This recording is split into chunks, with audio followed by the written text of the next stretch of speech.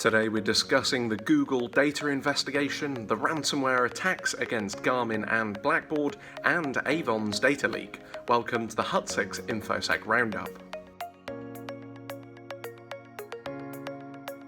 Hello and welcome, my name is Alex James and this is the Hutsix Infosec Roundup, where we take a look at some of the most pressing matters, latest trends and industry news from across the world of information security. First up this week, Garmin in recovery from ransomware attack.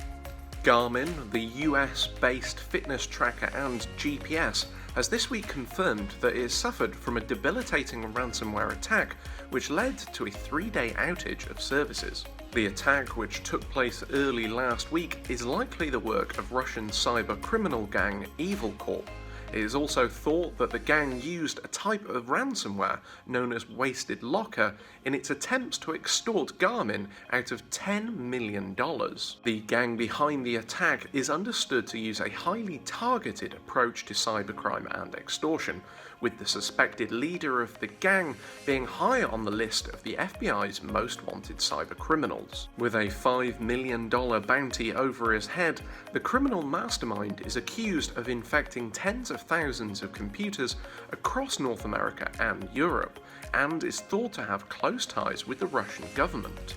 Garmin has stated publicly, "We have no indication that any customer data, including payment information from Garmin Pay, was accessed, lost or stolen."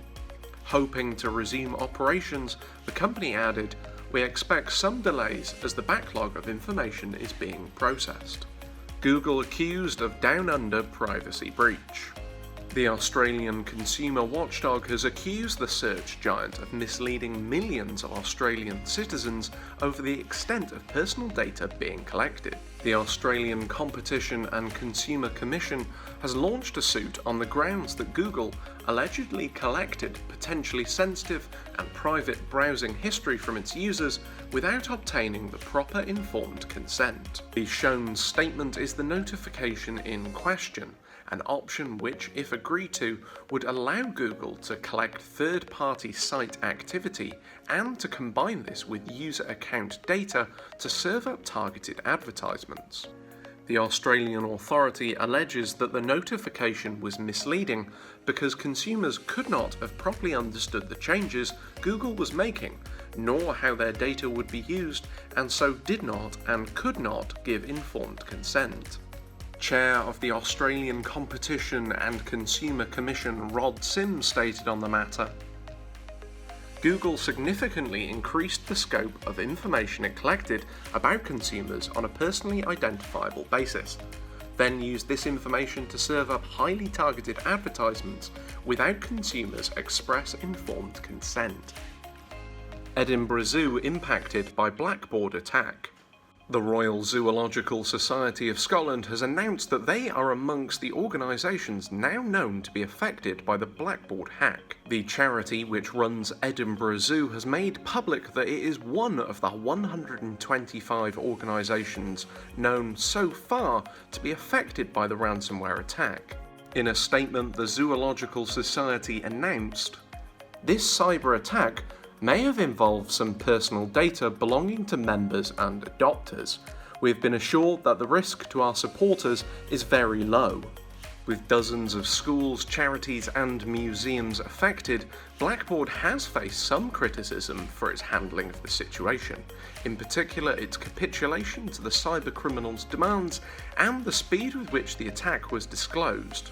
The company has stated that "At every point we were working closely with law enforcement and other specialists," adding, "We take our regulatory responsibilities seriously and comply with GDPR at all times, including in this instance." Avon exposes 19 million records. Around 7 gigabytes of personal and technical records belonging to cosmetics brand Avon have been discovered publicly exposed on a misconfigured company server. Uncovered by security researchers, safety detectives earlier this month, this vulnerability would have allowed anyone with the server's IP address access to the database in question and to sensitive information. Amongst the 19 million records, personally identifiable information included full names, addresses, and phone numbers, none of which is reported to have been properly password protected or encrypted.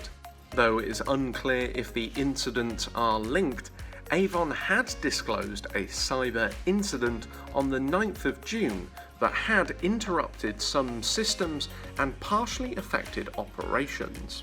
Speaking on the potential impact, the researchers who discovered the records noted, "Given the type and amount of sensitive information made available, hackers would have been able to establish full server control and conduct severely damaging actions, namely ransomware attacks and paralysing the company's payment infrastructure." That's all we have for this week's episode of Infosec Roundup. Please be sure to like, comment, subscribe and share, and if you're interested in finding out more about information security awareness training, please head over to the Hutsix website for your free demo.